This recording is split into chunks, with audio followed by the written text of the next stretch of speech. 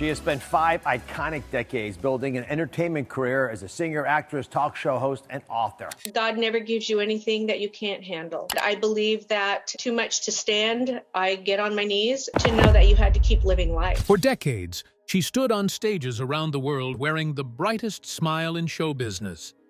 But behind that smile lived a secret so heavy. I've told this story before. I think it's worth repeating, but I remember when I was about 16, that's a job, and this is reality. That even her closest brothers had no idea what she was carrying. You can tell the difference between an entertainer. But you don't rest on your laurels. No. You keep going, you look at the future, and you say, okay, what are we going to do next year? Then, at 66 years old, Marie Osmond finally said the words out loud. I have been through a lot, but he's been my rock.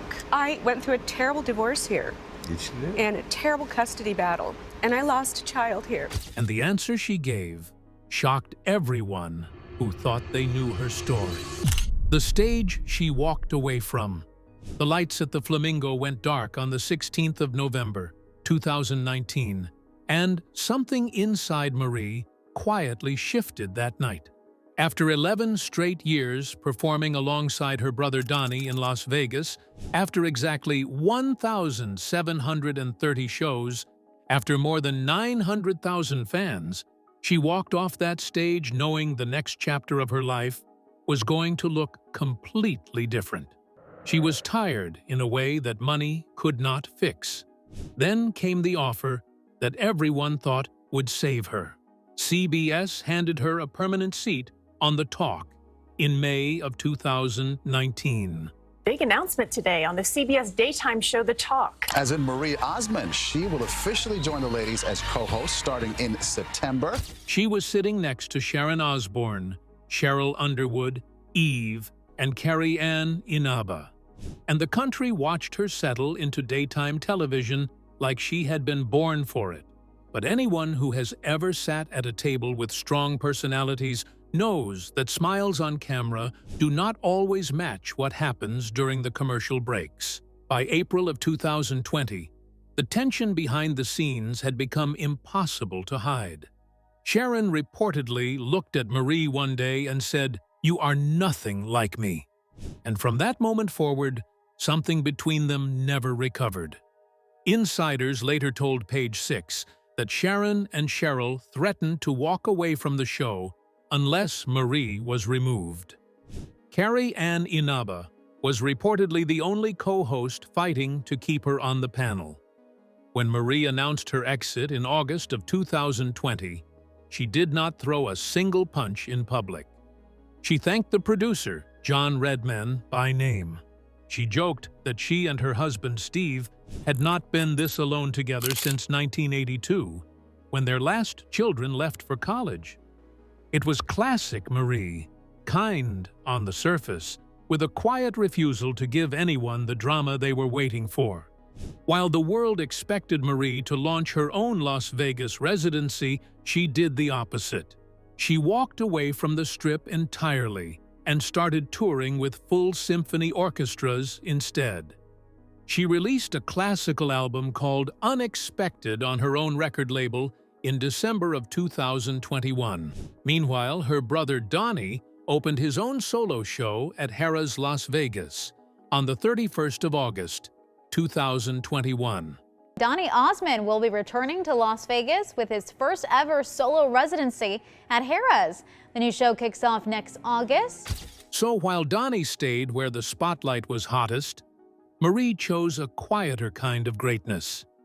And then in 2023, she said something that made the entire entertainment world stop scrolling. She announced she would not be leaving a single dollar of her estimated $20 million fortune to her 7 living children. I don't tell my children, if you're not good, you're going to hell. I tell my children that God will be there for them when they struggle. That's the God I believe in. Because self-worth cannot be bought. But the conversations that followed those revelations forced her to revisit a much older wound, one she had only ever spoken about in pieces. And at 66, she was finally ready to put a name on what had truly happened to her as a child. The only girl in a house full of brothers. On the 13th of October, 1959, A little girl named Olive Marie Osmond was born in Ogden, Utah. And here is a detail that almost no one ever mentions. She was born on the exact same day her father, George, turned 42. Same hospital, same birthday, 2 generations sharing one candle on the cake. Her parents took it as a sign from God that this child was meant for something special. They had been praying for a daughter for years, and after 8 sons, they finally had her. The entertainment family that started it all. And as the only daughter amongst 8 brothers, Marie Osmond took center stage. Now think about what it actually felt like growing up in that house. 8 older brothers, every single one of them louder, taller, and faster than her. 2 of those brothers, Verl and Tom, were born deaf, which meant the entire family business of singing and performing was built partly to pay for their care. There was no privacy in the Osmond home. There was no quiet bedroom for a little girl to think her own thoughts. Every meal, every game, every conversation happened inside a tornado of male energy, and Marie sat in the middle of it. By the age of 4, in 1964, little Marie was already making her television debut on The Andy Williams Show, 4 years old. Marie Osmond has grown up before our very eyes ever since her first appearance on The Andy Williams Show in 1963. Most kids that age are learning to tie their shoes, but Marie was learning camera angles and stage cues. The family moved from Utah to Los Angeles. The brothers signed a 5-year contract, and the Osmond machine started running at full speed. At 11 years old, Marie was sent on a commercial shoot in Japan, and the boat she was filming on actually capsized in shark-filled waters. She had to swim for her life. After being rescued, the producers sent her right back out to keep filming, and she ended up so badly sunburned that her skin blistered. In her memoir, she wrote a sentence that still stings, that in some situations she was treated more as a product than a person. Read that line again slowly. Then came the moment that changed her belief about life and death forever. In 1975, when Marie was just 16, she was driving a car with her mother in the passenger seat when she suddenly blacked out behind the wheel. The crash was so violent that the steering wheel actually bent from the impact, and Marie nearly lost an eye. Her mother went through the windshield and suffered collapsed lungs. Doctors warned Marie that her mother might not survive the night. While she sat alone in the hospital, terrified that she had just killed her own mom, Marie said she experienced a clear vision of her late grandfather telling her not to worry, that he was not there to take her mother home. Her mom survived. Marie has called it a game changer for her belief in the afterlife to this day. That moment of grace would have been enough trauma for any teenager to carry for a lifetime. But Marie was already hiding something much darker beneath the surface, something the cameras and the stadium lights had been quietly covering up for years. The producer who called her fat. By the time Marie turned 15, the family had landed the biggest break of their lives. ABC handed Donnie and Marie their own variety show in 1976, and almost overnight, she became one of the most recognized teenage girls on the planet. To viewers at home, it looked magical. To Marie, the truth behind the curtain was something most people would never believe. She has gone on the record saying she worked 18-hour days, 6 days a week. You learn that work ethic. We would put in, 17-hour days, 6 days a week. But it taught us to work hard and to love what we do. Memorizing 350 pages of script every 2.5 days. Think about that for a second. She was 15 years old, and then came the moment that broke something inside her that took decades to heal. Marie told Page 6 in January of 2023 that one of the studio executives pulled her aside in a parking lot behind the lot one day. She stood about 5 feet 5 inches tall. She weighed 103 pounds. And this grown man looked at this teenage girl and told her she was an embarrassment to her family. He told her she was fat. He told her that 250 people on the show were going to lose their jobs because she could not keep food out of her. And I am going to leave the rest of that quote out because of how cruel it was. She told Fox News Digital in 2019 that from that moment forward, she would literally starve herself for 3 days before every taping. She survived on nothing but lemon water mixed with cayenne pepper and maple syrup.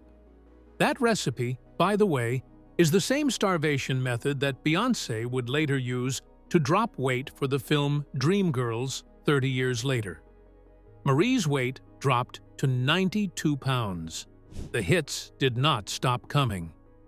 Marie has openly shared that the legendary comedian Groucho Marx, who was elderly and in a wheelchair when he guest starred on her show, actually pinched her behind.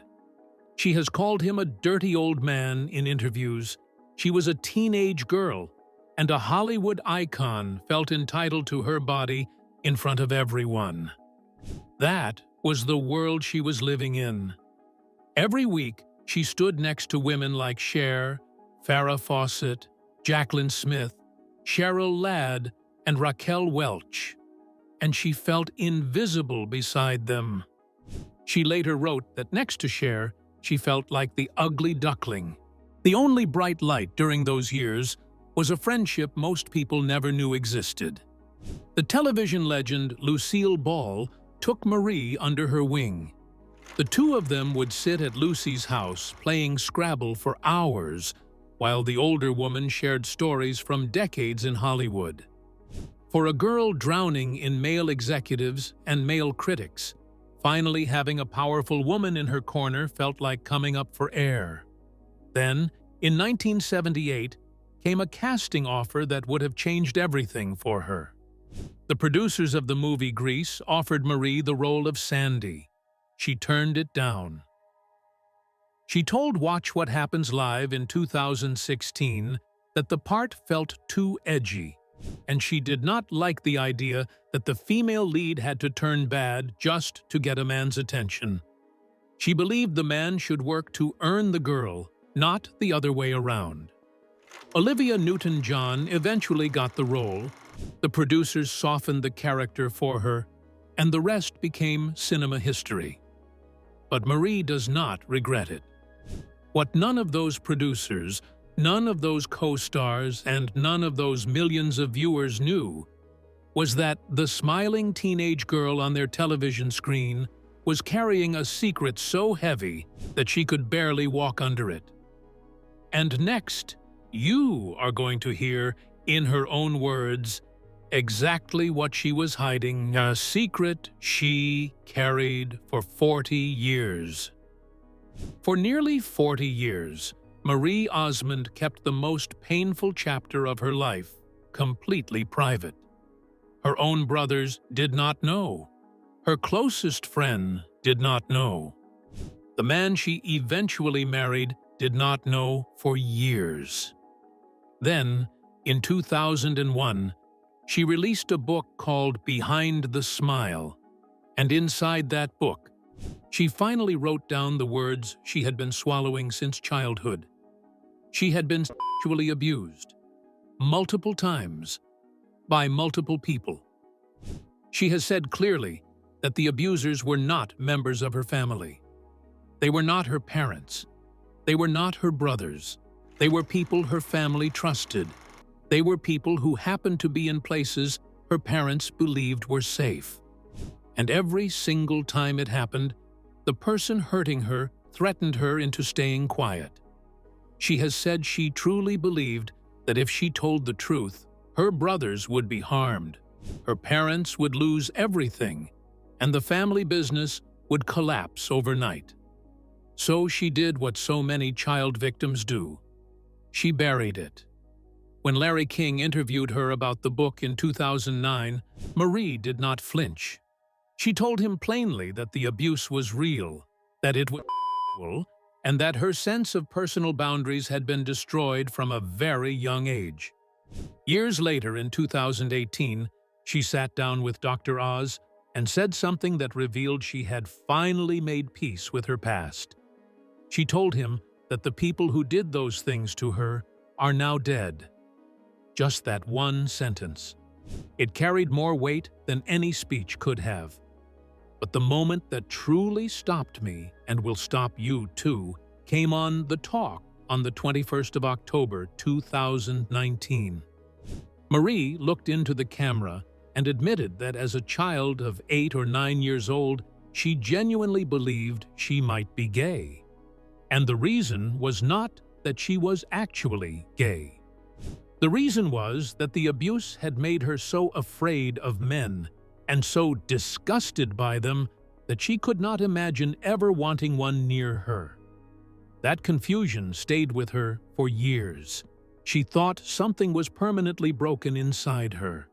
What ultimately healed her was the very thing that had once felt overwhelming: being the only girl in a house full of brothers.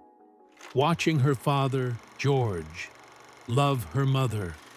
Watching Alan, Wayne, Merrill, Jay, Donnie, Jimmy, Verl, and Tom protect her, lift her up, and treat her with gentleness, even when they did not understand why she sometimes pulled away. Slowly, year by year, her brothers and her father quietly rewrote what a man could be in her mind. She has said it directly. The reason God gave her so many great brothers and a father like the one she had was so that she could learn to trust men again. And here is what makes the next part so powerful. At 66 years old, after all those years of partial answers, Marie finally went one step further. She named the kind of man who had done it. Not by giving a single name, because she has chosen to protect her family from a public legal storm, but by describing exactly the type of person we should all be watching out for. Men who used proximity to her parents as a shield. She named the playbook. And in doing so, she gave thousands of other survivors permission to finally do the same. But just when Marie was beginning to feel like the worst parts of her life were finally behind her, a brand new pain was already waiting in the next room. And this one had nothing to do with her childhood. The closet floor and the 200-mile drive. In 1999, after years of trying to build the picture-perfect family, Marie gave birth to her 7th child, a boy named Matthew. She thought she was prepared. She had been a mother for 16 years already. She had raised babies before.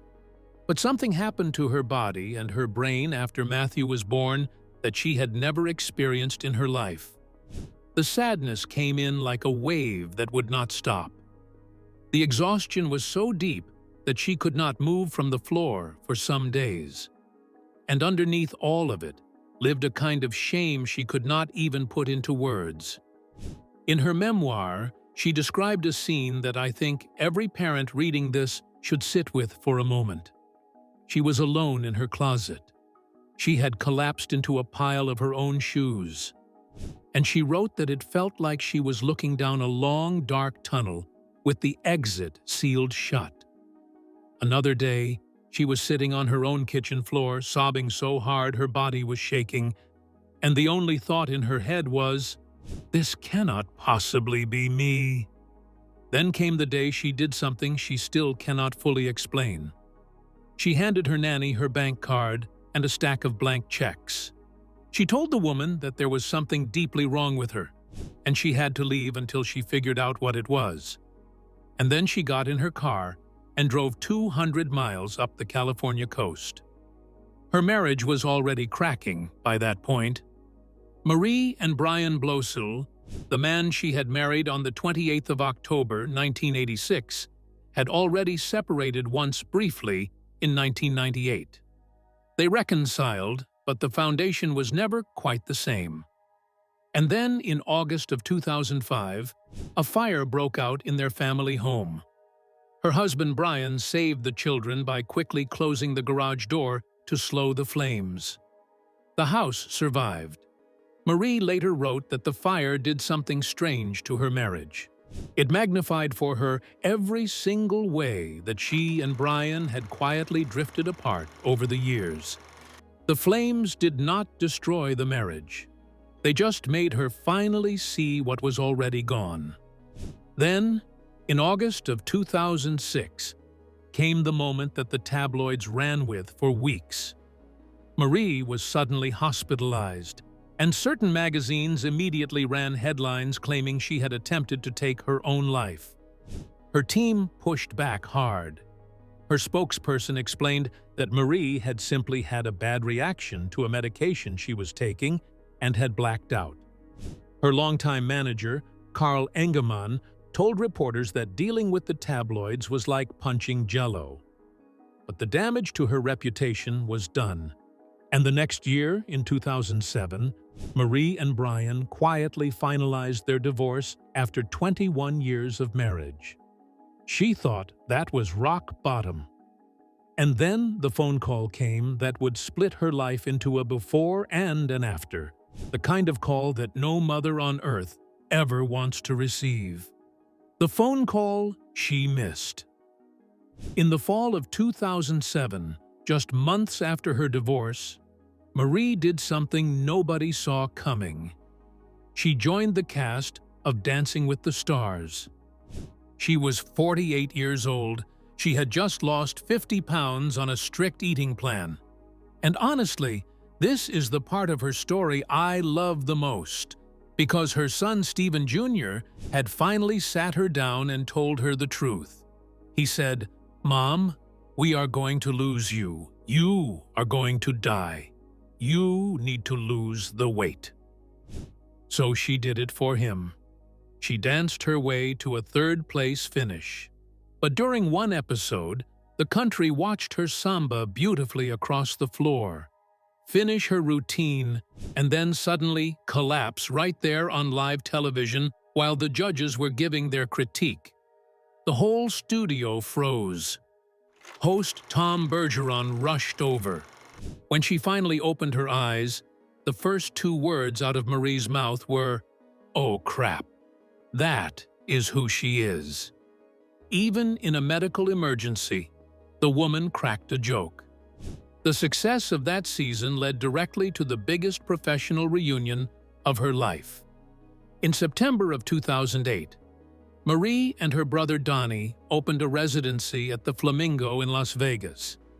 Donnie and Marie Osmond have extended their Las Vegas show, celebrating 8 years in the city. It's going to last.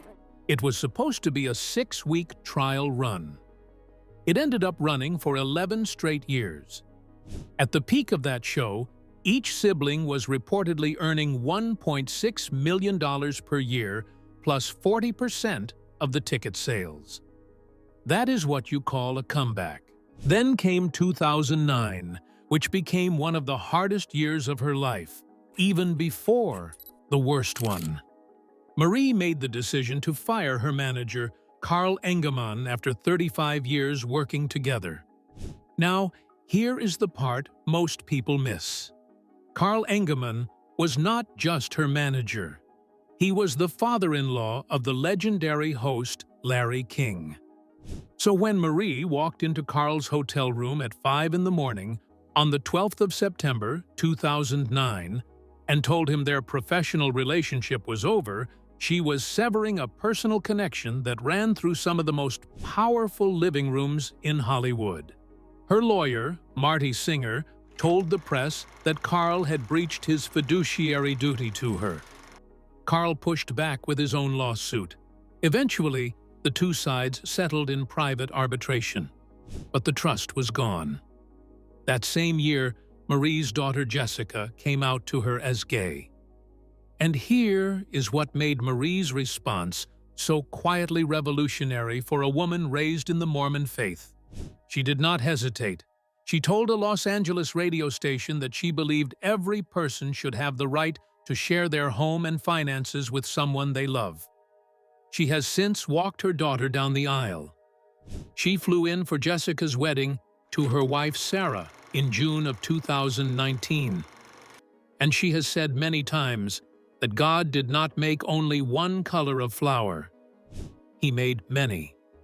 But none of that prepared her for what happened on the 26th of February, 2010.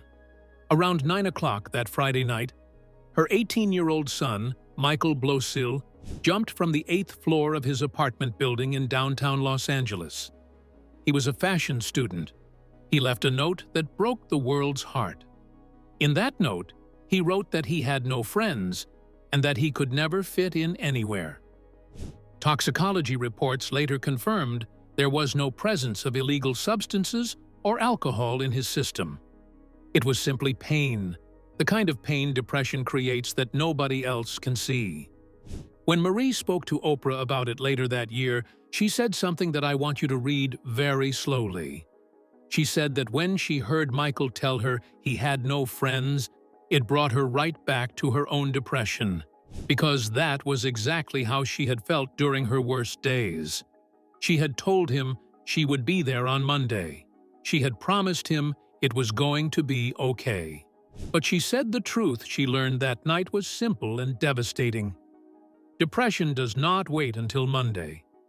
The phone had rung the night he died, while she was on stage in Vegas, and she had missed his last call. She has carried that missed call ever since.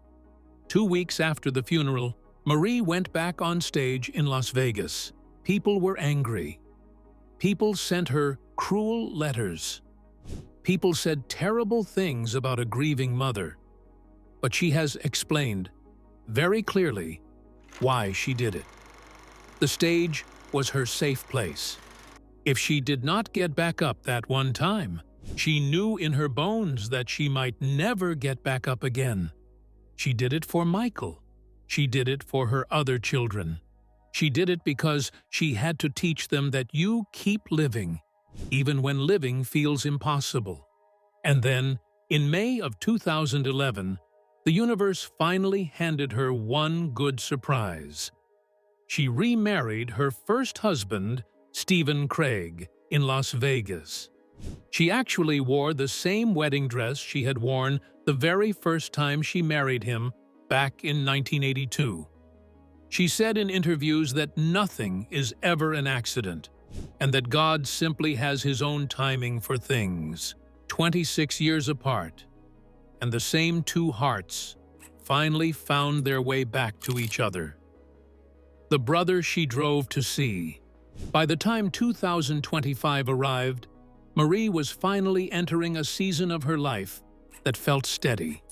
The grief over Michael was still there, but it had softened into something she could carry.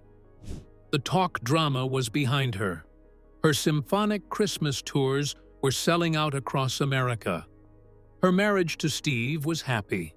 Her daughter Jessica was happily married. Her 7 remaining children were healthy.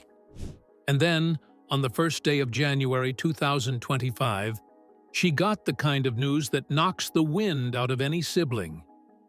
Her brother Wayne, who had been Wayne Osmond to the entire world, but had been her older brother and lifelong protector to her, suffered a massive stroke and died at the age of 73. He had already survived a 17-hour brain tumor surgery back in 1997. He had survived radiation. He had lost his hearing and needed a cochlear implant. He had survived another stroke back in 2012 that had ended his ability to play guitar. Wayne had been fighting his body for nearly 30 years, and he had been winning every round. Until that morning. Her brother Donnie broke the news first on Instagram on the 2nd of January. He wrote that Wayne had been the ultimate optimist, the brother who brought light and laughter to everyone who knew him. But it was Marie's post a few days later, on the 8th of January, that made me actually stop and put my phone down. She wrote that just a few weeks before Wayne's death, she had felt something inside her telling her to drive out and visit him. She did not know why. She just knew she had to go. She listened to that quiet feeling. She made the trip. She spent hours with her brother, just talking, just being near him, just being his sister, one more time. And then she said the words that I will probably remember for a long time. She wrote that she will cherish the hours she spent with him for the rest of her life.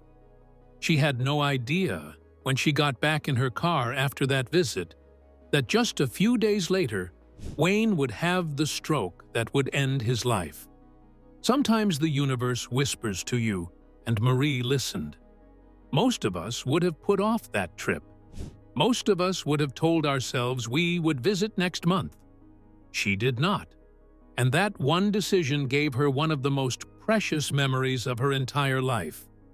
Today, Marie Osmond is 66 years old. She is still touring with full symphony orchestras. She is still defending her Mormon faith in podcast interviews. She is still raising money for Children's Miracle Network Hospitals, the charity she helped co-found back in 1983, which has now raised more than $9 billion for sick children around the world. She has had 17 tumors removed from her body. She has buried her son, Michael. She has buried her mother, Olive. She has buried her father, George. She has now buried her brother, Wayne. And she has decided that when her own time comes, she will not be leaving a single dollar of her $20 million fortune to any of her children, because she truly believes that money is the thief of motivation, and that the greatest gift she can give them is the example of her own work ethic. Marie has finally named, in her own way, what was done to her as a child. She has finally said it plainly enough that the rest of the world cannot pretend it never happened. And she has given thousands of other women who were hurt by trusted family friends and trusted business associates and trusted men who used proximity as a weapon, permission to finally speak out. Share your honest thoughts about Marie's decision to leave nothing to her children, and whether her brave words about her abuse changed the way you see her story.